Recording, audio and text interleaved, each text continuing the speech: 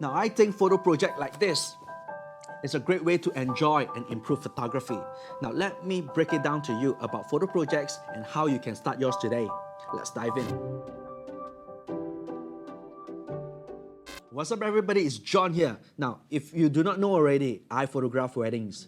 Weddings, they are massive photo projects. But weddings, they are not my personal projects though. I do that for work, and that's how I earn my income. Now, how I got into weddings was also the innocence of any photographers out there, for the love of the craft.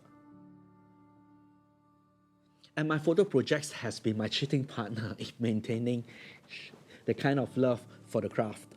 Otherwise, I'd be insane if I haven't already. Hence, whenever I can and whenever I'm inspired, I will work on my own personal projects. And here's how I come up with them. You gotta craft a story, because you and I know that photography is about storytelling. So let's craft a story. Now, I know this is as subjective of a advice of a life coach can ever give you, but hear me out. Now, my story is this. I get hired as a wedding photographer for wedding that I need to travel. Hence, I've got some downtime in between before the wedding and after the wedding. I head out to some street to photograph wherever I am. That's one story. Another story could be like, I love coffee and cafes are beautiful, and I photograph the cafe that I've been in. Now you see, the easiest story crafting is done revolving around my own interests, my own life, and whatever I gravitate towards too. You can do the same.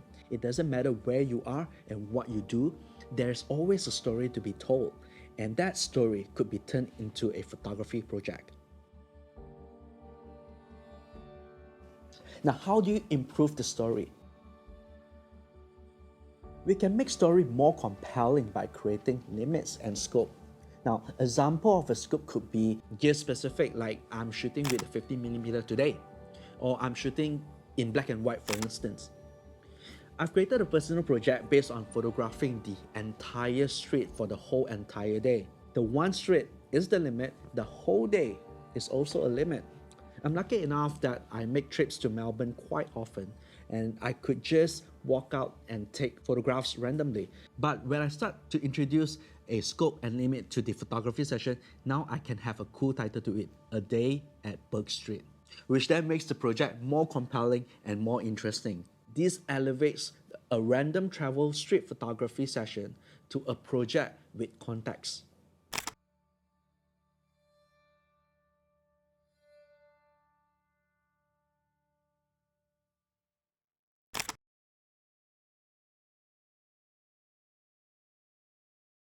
When I craft a story, when I introduce the limit, I also always have a final product.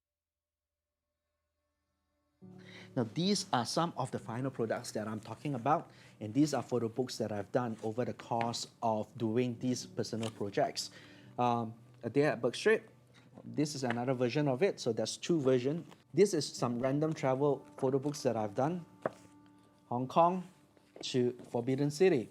It's way more interesting for me, and it's much more satisfying for me going into a project by having these goals in mind, like creating a photo book, or a print, or a website, or a video.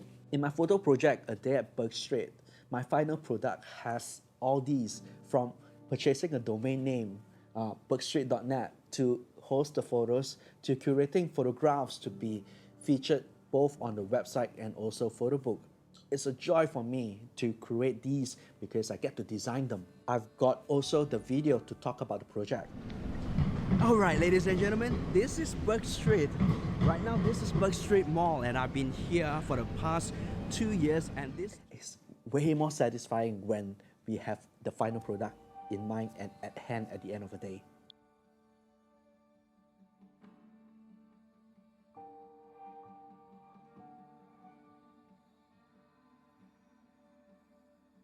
So there you have it. I hope this video will inspire you to go out and create your own story, make it more interesting by defining the scope, and make something out of it. Thumbs up if you like this video, subscribe if you love the channel. I want you to know at the end of the day, my entire YouTube channel here is my final product of a long-term photo project of mine. I'll see you guys.